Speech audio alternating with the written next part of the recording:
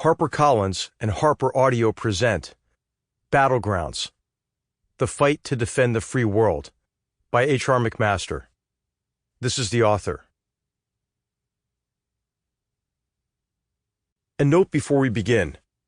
Don't forget to download the accompanying enhancement PDF from your audiobook provider or go directly to www.harpercollins.com/audio/battlegrounds. It contains useful information, maps, and more, and will be referred to throughout as the enhancement. For Catherine, Colleen, and Kara, the real KCC detectives who inspired much more than bedtime stories, including this book. Preface. This is not the book that most people wanted me to write.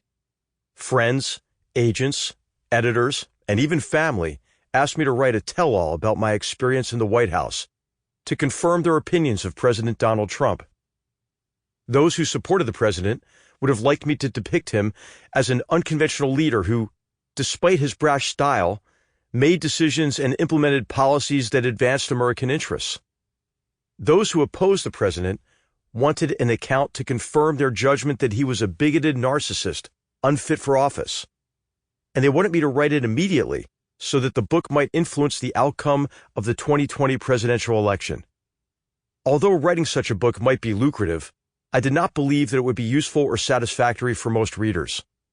The polarization of America's polity and that of other free and open societies is destructive, and I wanted to write a book that might help transcend the vitriol of partisan political discourse and help readers understand better the most significant challenges to security, freedom, and prosperity.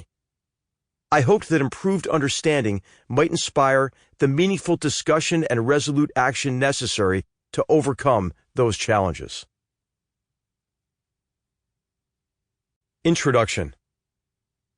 A great deal of intelligence can be invested in ignorance when the need for illusion is deep. Saul Bellow. On Friday, February 17, 2017, I was in my hometown of Philadelphia on the way to the Foreign Policy Research Institute, a think tank. The purpose of the meeting was to discuss the findings of a study I had commissioned on Russia's annexation of Crimea and invasion of Ukraine in 2014. As the Lieutenant General Director of the clunkily named Army Capabilities Integration Center, my job was to design the future Army. To fulfill that responsibility, I sought to understand how Russia was combining conventional and unconventional military capabilities along with cyber attacks and information warfare, what we were calling Russian New Generation Warfare, RNGW.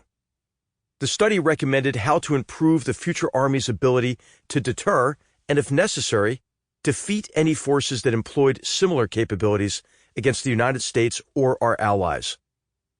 We modeled the effort on General Don Starry's study of the 1973 Arab-Israeli War.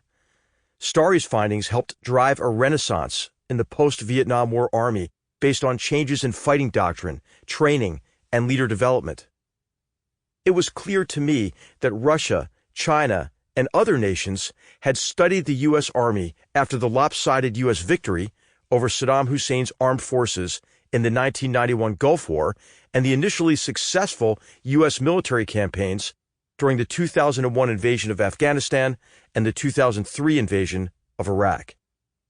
As a trained historian, as well as a soldier, I believe that the old saying, "the military is always prepared to fight the last war," was wrong.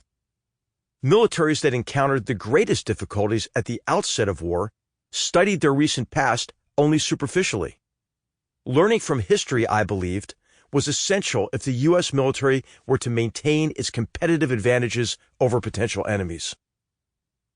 I intended to begin the discussion at the Institute with a description of how RNGW combined disinformation, denial, and disruptive technologies for psychological as well as physical effect.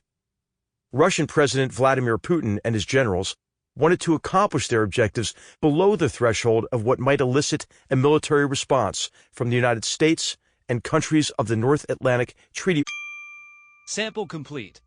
Ready to continue?